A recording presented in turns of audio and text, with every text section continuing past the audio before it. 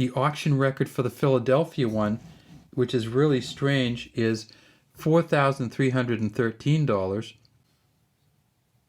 Hey coin collectors, and welcome to DC Coin World International Coin Channel. And today it's the 2003 Missouri State Quarter, part of the State Quarter series. Missouri was the 24th coin issued in this series.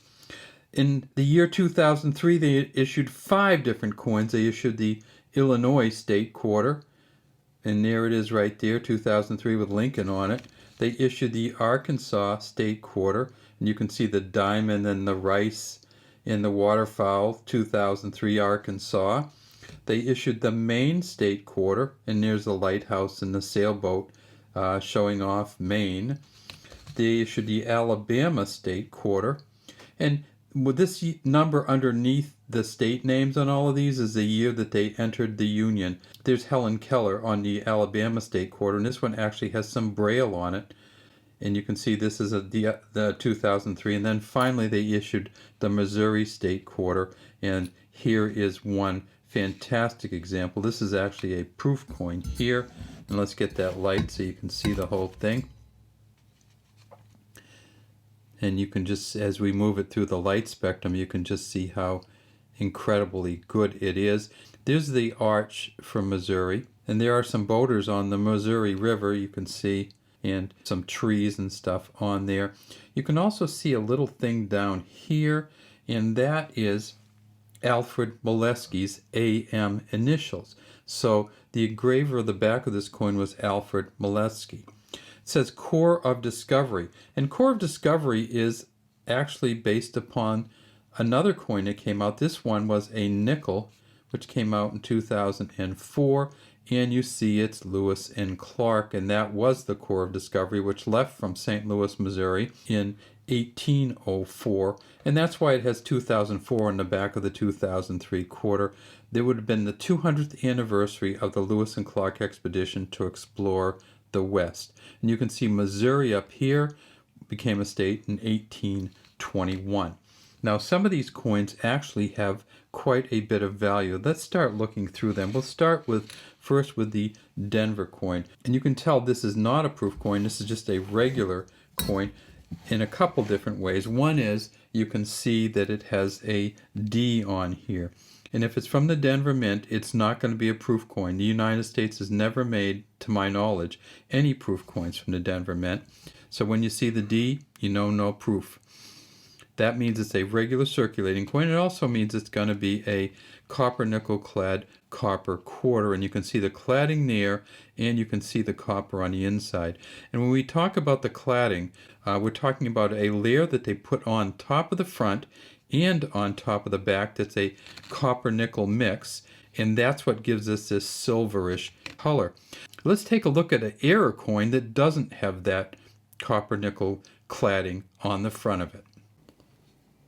Once in a while you see a coin like this, and this is one that's missing the front copper nickel layer on top of the quarter, and you see right up here it's a Missouri quarter 2003 missing the clad layer, uncirculated, and you see that NGC graded it. PCGS has it on their website, and it sold for $31.98. So not hugely valuable. You can see some more information down here. It was in 2019. The front, or the obverse, does not have the nickel coating on it. The back does. And look at this. So that is just the regular coin. It's in okay shape. It's uncirculated. And it's not, when you do these error coins, often they don't grade them based on a mint state or anything like that, because it isn't in a mint state. And if you want to look at the actual packaging, this is the packaging from NGC. 2003 D, Missouri, 25-cent missing clad layer on obverse, 4.7 grams. So you see it's also a little bit light. Instead of the 5.3 grams, it is 4.7. And here's now we find out the reason why it didn't go for as much money, and it was improperly cleaned. So somebody took this coin and tried to clean it up a little bit, and when they did, they messed it up, and you actually can see it in here. This probably had some kind of material over it from the mint, and somebody tried to clean it off. All right, let's get back to our coins. So that's a pretty interesting one, that error coin without the copper nickel cladding on the front. It's just the copper center that shows through. And it's also a good lesson to realize that do not clean a coin ever. If you think it needs to be cleaned, take it to a coin dealer and see whether they think that you should clean it. There's almost no circumstances where cleaning a coin can improve its value. United States of America around the top.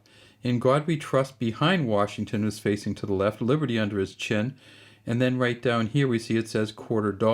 And if we magnify it up, we'll see that there's a couple initials on here. There's a JF for John Flanagan, and then there's a WC for William Cousins. Those were the engravers of the front of this coin. At the Denver Mint in 2003, they made $228 million. The auction record is $230. Currently, a Mint State 65, which is a pretty nice coin from Denver, goes for about $5. So you can get a really good quality one of these for $5. And a Mint State 68, which is the highest they've ever found, goes for $170. And PCGS has graded 51 of those. They also made these at the Philadelphia Mint. And by 2003, you can tell a Philadelphia Mint because they put a P on them. They haven't always had a P on the United States quarters, but they did in 2003. Let's compare that P to the D, because you're not going to get confused on these unless it's incredibly worn out. That's the D, that's the P. There's not much confusion there. At the Philadelphia Mint, they made $225 million. These are a 24.3 millimeter coin in terms of size. They weigh 5.67 grams, and the auction record for the Philadelphia one, which is really strange, is $4,313 from 2007. A Mint State 65 of the Philadelphia is still worth the same $5 that the Denver one was worth, but if you can get a Mint State 68, they've only graded 6 of those ever.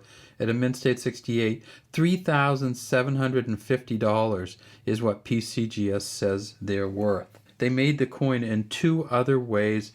They made it at the San Francisco Mint as a proof coin, and they made it at the San Francisco Mint as a silver proof coin. So let's see which one this is. We tip it up on its side and we see that this is a regular proof coin or a clad proof. So some of these proofs from the San Francisco Mint have the same makeup. They're a clad coin with a copper center. We can see this is just really beautiful, the front of this coin. You can see the S there for the San Francisco Mint. They made 3.4 million proof coins at the San Francisco Mint. The auction record is $633 from 2003, but PCGS is currently graded 970 proof 70s. So this coin here might actually be a proof 69 or proof 70. But because they've graded so many, a proof 70 of the clad version is worth $30. Not really hugely valuable, and it's going to cost you more than $30 to get this coin graded. And then finally they made this at the San Francisco Mint in a silver version. And you can kind of tell a little bit by the tint here. This one's a lot more silverish.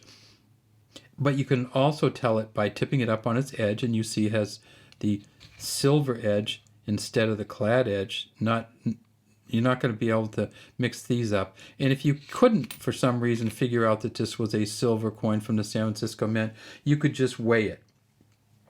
The silver coins weigh 6.3 grams instead of the 5.67 grams of the clad coins. All right, well, that's all we have today from DC Coin World International Coin Channel. Look for these Missouri quarters out there. If you get one in your change, it's probably not going to be worth too much, but if you get a really good quality one, not from Denver, not from San Francisco, but if you get a really, really, really good quality one from Philadelphia, you could be up over $3,000 for it. Have a great day from DC Coin World International Coin Channel. Please subscribe to our channel and leave any comments you have in the comment section.